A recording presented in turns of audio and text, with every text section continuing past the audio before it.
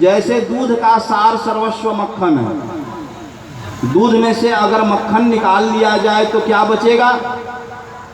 केवल पानी बच जाएगा। उसी तरह से इस सृष्टि के सार सर्वस्व वह परमात्मा है।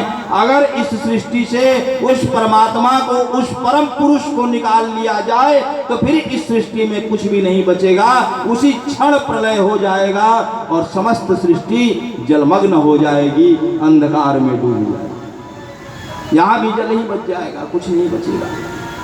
कहा कि जैसे दूध के सार का सार सर्वस्व मक्खन है, घृत है, उसी तरह से सृष्टि के सार सर्वस्व वह परमात्मा है। कहा कि तुम्हारा दूसरा प्रश्न कि वह कैसे हैं, इसका उत्तर है। कहा कि तीसरा प्रश्न है कि वह करता क्या है।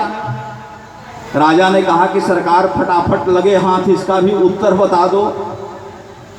बालक ने पूछा कि अच्छा यह बता कि तू गुरु बन करके पूछ रहा है कि चेला बन करके पूछ रहा है। राजा हाथ जोड़कर खड़ा हो गया। कहा सरकार, आप ब्राह्मण के बालक, हम क्षत्रिय के बालक, आपके हम गुरु नहीं हो सकते, आप ही हमारे गुरु हो।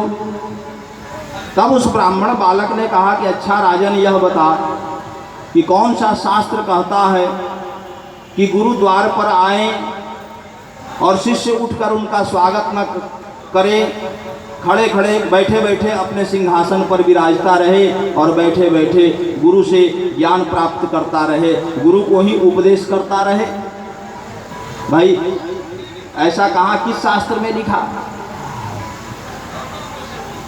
नियम तो यह है, परंपरा तो यह है कि जब गुरु का आगमन द्वार पर हो तो शिष्य उठ करके उनके सम्मुख पहुँचे, उनके चरणों में दंडवत हो, प्रणाम करे, आदर सहित उन्हें ला करके अपने आसन पर विराजमान करे और फिर उनके चरणों में बैठ करके या उनके सामने खड़े हो करके हाथ जोड़ करके उनसे ज्ञान प्रदान करने की प्रार्थना करे। नियम तो यह है। राजा तुरंत हाथ जोड़ करके खड़ा हो गया, सीढ़ियों से उतर करके, सिंहासन से उतर करके, सीढ़ियों से उतर करके नीचे आया और आदर सहित उस बालक को ले जा करके अपने सिंहासन पर विराजमान किया, अपने सिंहासन पर बैठाया।